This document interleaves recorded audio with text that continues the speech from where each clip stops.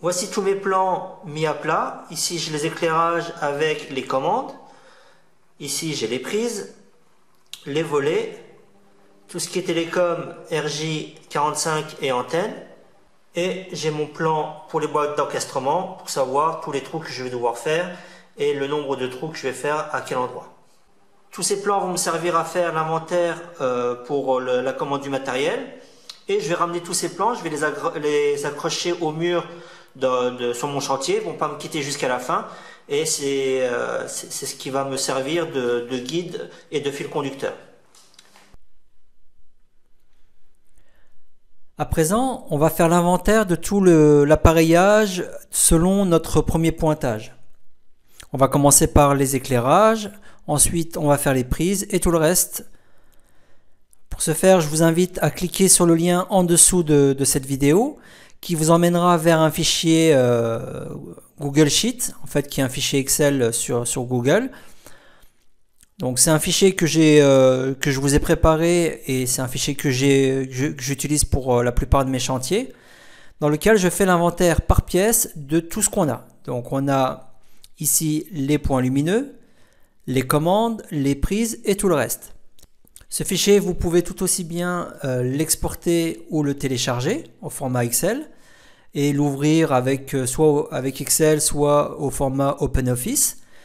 Mais je vous invite à l'utiliser sur Google Sheet de façon à l'avoir un peu partout. C'est-à-dire que si vous êtes sur votre chantier avec votre téléphone portable, vous pouvez tout aussi bien y avoir accès via le lien Google Sheet. C'est d'autant plus accessible si vous avez un compte Gmail, mais ça, voilà, je vous laisse gérer cette partie de votre côté. Donc moi, dans mon fichier, j'ai répertorié toutes les pièces par défaut, hein. Je mets par niveau, donc j'ai le rez-de-chaussée, au premier étage je peux avoir des chambres, j'ai le garage, buanderie, etc. Après vous l'aménagez comme vous voulez ce fichier. Donc moi j'ai un plein pied, donc je n'ai pas besoin de mettre premier étage, donc je vais supprimer cette ligne, effacer la ligne, enfin supprimer la ligne plutôt. Voilà, donc j'ai au rez-de-chaussée, donc en fait c'est un plein pied, j'ai bien une entrée, j'ai un séjour, j'ai un salon, j'ai une terrasse, oui, j'ai des toilettes, j'ai une cuisine, j'ai mis plusieurs éléments que je mets dans ma cuisine, mais à vous de voir si vous voulez ajouter une machine à laver ou un autre électroménager par exemple. Je reviendrai un peu plus tard sur les codes couleurs que j'ai mis ici. J'ai bien un couloir. Je vais supprimer également cette ligne qui ne me sert à rien. J'ai 1, 2, 3, 4 chambres, ce qui est le cas dans mon chantier. Le WC, j'en ai qu'un seul. Je vais supprimer cette ligne. J'ai une salle de bain. Je supprime la ligne. J'ai bien un garage avec une chaudière, un ballon d'eau chaude. J'ai une buanderie avec un lave-linge, un sèche-linge et la VMC que j'ai mis dans la buanderie, mais qui sera dans mon cas dans les combles. Pourquoi je le mets par défaut dans la buanderie ou dans le cellier? Parce que en général, c'est quand j'ai une construction, j'ai une VMC double flux qui est à cet endroit. Après, je vous laisse libre choix d'ajouter des lignes, insérer au-dessus, en dessous, d'ajouter une pièce ou un niveau en fonction de votre configuration. Ici, j'ai mis insérer au-dessus de cette ligne. Donc, si vous avez des choses à ajouter, je vous invite à les ajouter au-dessus, toujours au-dessus. Donc, les insérer, peu importe dans quelle ligne, mais à partir du moment où c'est au-dessus, c'est mieux. Pourquoi au-dessus? Parce qu'ici j'ai des formules de calcul qui prennent sur différentes colonnes, et si vous insérez en dessous, ça risque de fausser les calculs et le comptage des éléments. Donc ici je vais répertorier tout ce que j'ai par pièce. Donc je commence par l'entrée. Je n'ai pas de DCL, mais j'ai 2 spots. Pour les commandes, j'ai 3 commandes. Donc à partir du moment où c'est plus de 2 commandes, ça sera des boutons poussoirs. Donc je mets 3 ici. Si j'ai 1 ou 2 commandes, c'est je mettrai un interrupteur ou des va-et-vient. Mais à partir du moment où j'ai 3, 4, 5 commandes, ça sera forcément des boutons poussoirs. Des prises dans mon entrée, j'en ai pas. Et tout le reste, je n'ai pas.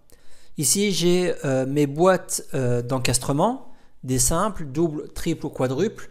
Je referai le tour une fois que j'aurai tout pointé. Parce qu'il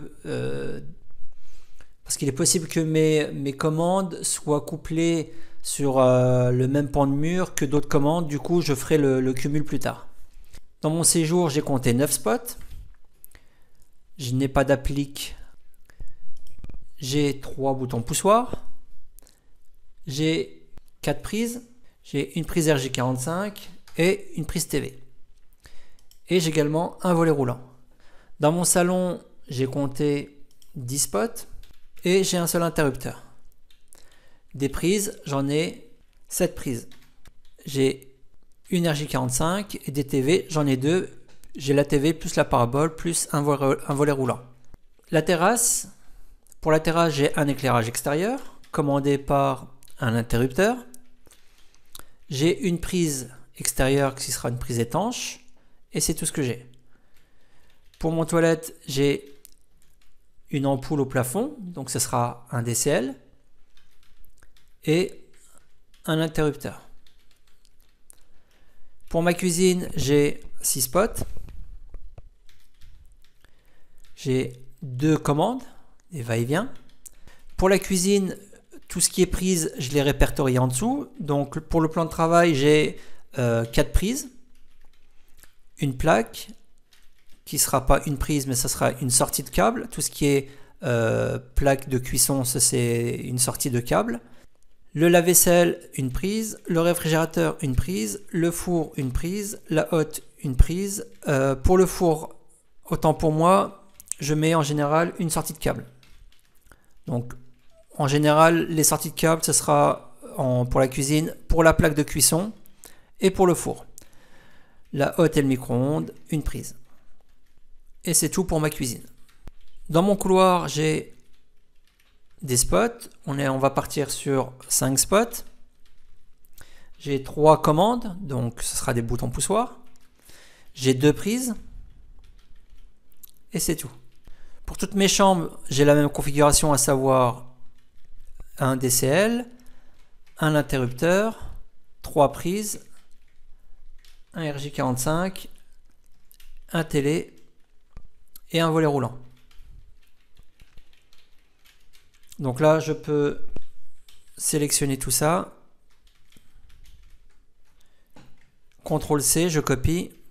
CTRL-V, je colle. Je colle et je colle. Mais toutes mes chambres sont identiques. Pour la salle de bain, j'ai 3 voire 4 spots. Donc on va partir sur 4 spots étanches. J'ai un seul interrupteur et une prise. Pour le garage, j'ai un DCL avec 2 commandes et 2 prises. J'ai une prise pour le moteur du garage. J'ai une prise pour la chaudière, mais tout ce qui est chaudière et ballon, ce sont des sorties de câble, qui est la colonne à côté. Donc ici, je mets 1 et 1. Pour la VMC, c'est un câblage à part. Le lave-linge et le sèche-linge, c'est bien une prise et une prise. Et pour la buanderie, j'ai un DCL et un interrupteur ici. Voilà. J'ai pointé tous les éléments de mon chantier et je me retrouve ici avec les totaux. Donc ici, j'ai 7 DCL qu'il va falloir que je commande. J'ai 36 spots, sachant que sur les 36 spots, il y en a 4 qui seront étanches. Donc je peux tout aussi bien mettre, au lieu de mettre des appliques murales, mettre ici spot étanche. Moi, je vous mets à disposition un fichier, je le prépare du mieux que je peux. Après, je vous laisse l'adapter en fonction de vos besoins. Ici, je peux tout aussi bien mettre spot étanche. Et ici, je saurai que j'aurai 4 spots étanches à commander. Un éclairage extérieur, donc je l'ai pour ici. Pour l'entrée, j'ai oublié de mettre celui de l'entrée et j'ai oublié de mettre celui du garage. Donc là, je fais un pointage, après je reprends tout mon schéma et je repointe tranquillement, hein, pour être sûr de ne rien oublier. Des boutons poussoirs, je vais en avoir 9. Des va-et-vient, je vais en avoir 13. Des prises, 39. Des sorties de câble, 4. Une prise étanche à l'extérieur. 6 RJ, 7 TV, 7 modules de volets roulants. Donc j'ai repris tranquillement les plans des éclairages que j'ai fait à la main. Ici, j'ai les points lumineux avec les commandes. J'ai toutes mes prises. J'ai mis en couleurs différentes soit les sorties de câble, soit les prises non standards. Ici, mes volets que j'ai placés sur mon plan. Ici, mes télécoms, donc un RJ, un TV par chambre. Ici, une TV, une parabole et un autre RJ. Et ici, RJ TV dans le séjour. Sachant que j'oublie pas les arrivées, donc à l'extérieur à cet endroit, dans le coin de la maison, j'aurai l'antenne et la parabole qu'il faudra que je câble au tableau aussi.